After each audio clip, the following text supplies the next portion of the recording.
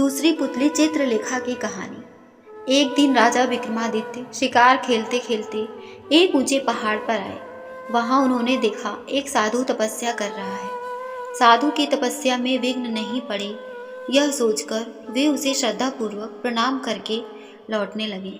उनके मुड़ते ही साधु ने आवाज़ दी और उन्हें रुकने को कहा। विक्रमादित्य रुक गए और साधु ने उनसे प्रसन्न होकर उन्हें एक फल दिया। उसने कहा, जो भी इस फल को खाएगा तेजस्वी और यशस्वी पुत्र प्राप्त करेगा। फल प्राप्त कर जब वे लौट रहे थे तो उनकी नज़र एक तेजी से दौड़ती महिला पर पड़ी। दौड़ते दौड़ते एक कुएं के पास आई और छलांग लगाने को उद्यत हुई। विक्रम ने उसे थाम लिया और इस प्रकार आत्महत्या करने का कारण जानना चाहा। महिला ने बताया कि उसकी कई लड़कियां हैं पर पुत्र एक भी नहीं। चूँकि हर बार लड़की ही जन्म लेती है, इसलिए उसका पति उससे नाराज है और गाली गलौज तथा मारपीट करता है। वह इस दुर्घटना से तंग होकर आत्महत्या करने जा रही थी। राजा विक्रमादित्य ने साधु वाला फल उसे दे दिया तथा आश्वासन दिया कि अगर उसका पति फल खाएगा तो इस बार उसे पुत्र ही होगा। कुछ दिन बीत गए। एक दिन एक ब्राह्मण विक्रम के पास आया और उसने वही फल उसे भेंट किया। विक्रम स्त्री की चरित्रहीनता से बहुत दुखी हुए। ब्राह्मण को विदा करने के बाद वे फल लेकर अपनी स्त्री के पास आए और उसे वह फल दे दिया। विक्रम की पत्नी भी चरित्रहीन थी और नगर के कोतवाल से प्रेम करती थी। उसने वह फल नगर के कोतवाल को दिया ताकि उसके घर यशस्वी पुत्र जन्म ले। नगर कोतवाल एक वैश्या के प्रेम में पागल था और उसने वह फल उस वैश्या को दे दिया। वैश्या ने सोचा कि वैश्या का पुत्र लाख यशस्वी हो तो भी उसे सामाजिक प्रतिष्ठा नहीं प्राप्त हो सकती है। उसने काफ़ी सोचने के बाद यह निष्कर्ष निकाला कि इस फल को खाने का असली अधिकारी राजा विक्रमादित्य ही है। उसका पुत्र उसी की तरह योग्य और सामर्थ्यवान होगा, जो प्रजा की देखरेख अच्छी तरह होगी और सभी खुश रहेंगे। यह सोचकर उसने विक्रमादित्य को वह फल भेंट कर दिया। फल को देखकर विक्रमादित्य ठगे से रह गए। उन्होंने पड़ताल कराई तो नगर कोतवाल और रानी के अवैध संबंध का पता चल गया। वे इतने दुखी और खिन्न हो गए कि राज्य को ज्यों का त्यों छोड़कर वन चले गए और कठिन तपस्या करने लगे। चूँकि विक्रमादित्य देवताओं और मनुष्यों का समान रूप से प्रिय थे, देवराज इंद्र ने उनकी अनुपस्थिति में राज्य की रक्षा के लिए एक शक्तिशाली देव भेज दिया।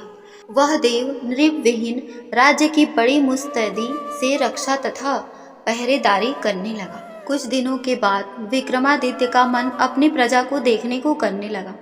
जब उन्होंने अपने राज्य में प्रवेश करने की चेष्टा की तो देव सामने आ खड़ा हुआ।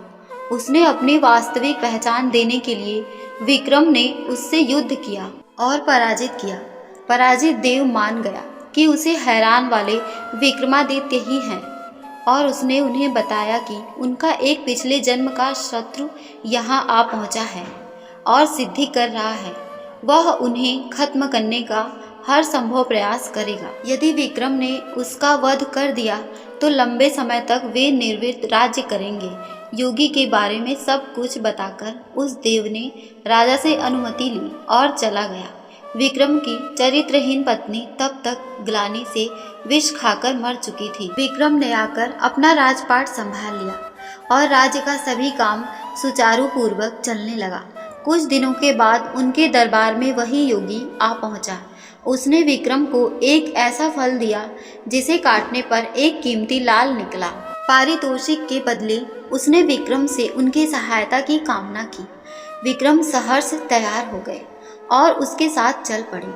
वे दोनों शमशान पहुँचे तो योगी ने बताया कि एक पेड़ पर बैताल लटक रहा है और एक सिद्धि के लिए उसे बैताल की आवश्यकता है।